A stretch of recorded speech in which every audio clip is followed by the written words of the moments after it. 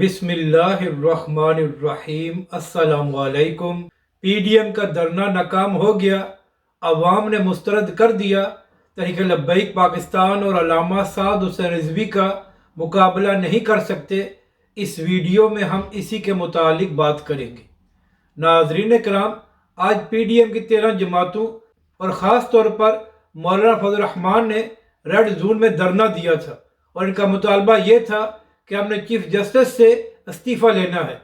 नाज़रीन कराम, इस धरने को हुकूमत की पूरी पुष्टपनाही हासिल थी और पुलिस ने भी इसको मुकम्मल तहफ़्फ़ुज़ दिया था, मगर इसके बावजूद नाज़रीन कराम ये 13 जमातें मिलकर सिर्फ चंद हज़ार लोग ही इकट्ठे कर सकी, जिसके बाद मौलाना फजल रहमान ने आज ही धरना ख़त्म कर दिया है, क्योंकि उनकी भी नज़र आ रहा था कि अवाम ने हमें मुस्तरद कर दिया है और अगर हम ज़्यादा दिन यहाँ पर बैठे रहेंगे तो हम बुरी तरह एक्सपोज हो जाएंगे।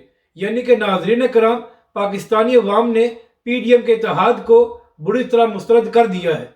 यही वजह है कि ये लोग इंतखाबात से भाग रहे हैं और उनकी हिम्मत नहीं हो रही कि हम पाकिस्तान में इंतखाबात करा सके।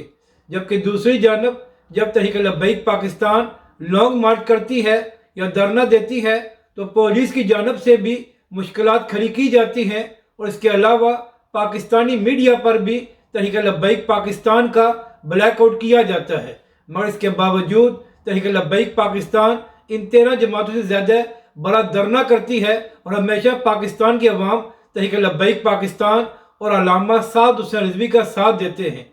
तो नाज़रीन कराम, इससे यह बात साबित हो गई है कि पीडीएम की 13 जमातें मिलकर भी तहरीक लब्बैक पाकिस्तान और अल्लामा साद हुसैन रिजवी का मुकाबला नहीं कर सकती। नाज़रीन कराम, 22 मई को तहरीक लब्बैक पाकिस्तान का लॉन्ग मार्च शुरू हो रहा है, तो आप खुद देख लेंगे कि किस तरह पाकिस्तान की अवाम तहरीक लब्बैक पाकिस्तान और अल्लामा साद हुसैन रिजवी का साथ देगी। अपनी राय का ज़रूर इज़हार करें कि आपको ये वीडियो कैसी लगी और हमारे इस चैनल को भी सब्सक्राइब करें।